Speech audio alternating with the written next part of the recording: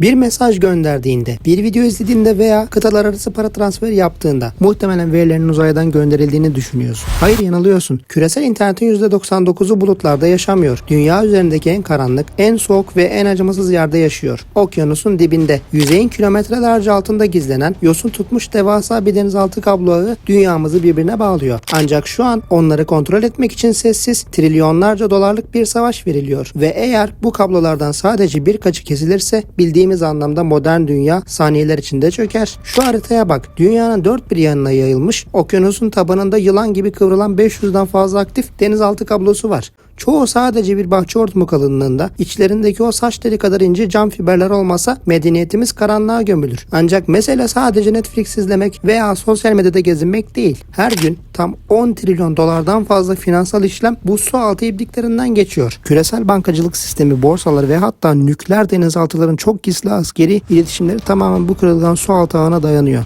İkinci bölüm, doğanın gazabı. İşin korkutucu kısmı şu: bu kablolar inanılmaz derecede savunmasızlar. Bunun ne anlama geldiğini anlamak için tarihin sayfalarını çok uzağa değil, 26 Aralık 2006'ya çevirmemiz gerekiyor. Tayvan açıklarında okyanusun derinliklerinde 7.1 büyüklüğünde bir deprem meydana geldi. Yüzeydeki insanlar için bu sadece bir sarsıntıydı. Ancak denizin altında devasa bir su altı çığı koptu. Tonlarca çamur ve kaya okyanus tabanından aşağı doğru hızla kayarken Asya'nın internetini dünyaya bağlayan tam 8 ana kabloyu kağıt gibi kopardı. Sonuç mu? Tam bir kaos. Hong Kong, Güneydoğu Asya ve Çin anında çevrim dışı oldu. Finansal piyasalar durdu. Bankalar arası işlemler kilitlendi. Onarım gemilerinin okyanusun ortasında fırtınalarla boğuşarak o kabloları deniz tabanından çıkarıp tek tek saç teli kalınlığındaki camları birbirine lehimlemesi haftalar sürdü. Doğa, modern dünyanın şah damarını tek bir hamlede kesmişti. Bölüm 3. İnsan faktörü ve sabotaj. Ancak hükümetleri gece uyutmayan şey doğa olayları değil. Asıl kabus insan faktörü.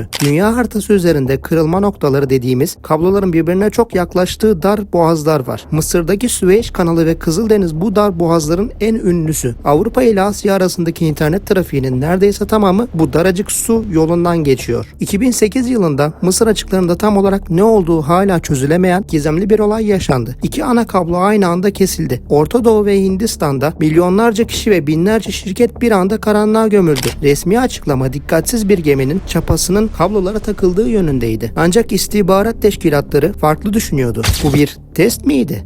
Bugün dünya çapındaki donanmalar, özellikle de Rusya ve Çin tam olarak bu kabloları bulmak, onlara sızmak veya onları kesmek için tasarlanmış özel denizaltı filolarına sahip. Örneğin Rusya'nın Yantar isimli oşinografik araştırma gemisi sürekli olarak hayati internet kablolarının geçtiği rotalarda dolanırken görüntüleniyor. Jeopolitik bir krizde bir ülkeye nükleer bomba atmanıza gerek yoktur. Doğru kabloyu kesmek, bir ülkenin ekonomisini, hastanelerini, havaalanlarını ve askeri iletişimini gezegenin geri kalanıyla anında koparır. Bu sessiz ama ölümcül bir siber kış demektir. Bölüm 4. Yeni süper güçler. Ancak hikaye burada bitmiyor. Çünkü oyuna yepyeni, devasa bir süper güç girdi. 10 yıllar boyunca bu kablolar, telekom şirketleri ve hükümetlerin oluşturduğu devasa konsoryumlar tarafından inşa edildi ve yönetildi. İnternet halka aitti. Şirketler sadece onu taşıyordu. Ama artık değil.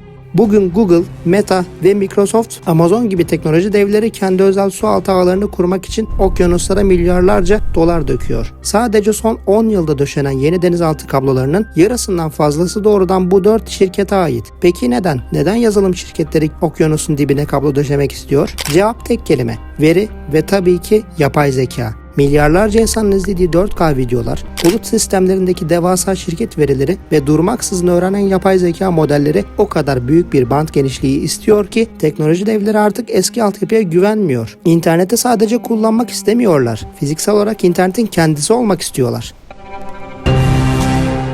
Bölüm 5. Kapanış ve büyük soru. Altyapıya kim sahipse veriye de o sahiptir. Ve veriye kim sahipse geleceği de o yönetir. Bir sonraki dünya savaşı gökyüzünde savaş uçaklarıyla ve kıtalar arası füzelerle başlamayabilir. Okyanusun yüzeyinin binlerce metre altında tüm kıtaları dijital karanlığa gömecek sessiz bir kesikle başlayabilir. Ve bu olduğunda bizi kurtarmasını bekleyeceğimiz kurumlar devletler mi olacak, yoksa Silikon Vadisi'nin dev şirketleri mi? Sence internetin fiziksel omurgası konusunda özel teknoloji şirketlerine mi güvenmeliyiz, yoksa kontrolü ve güvenliği hükümetler mi sağlamalı? Ve sence internetin gerçek sahibi kim?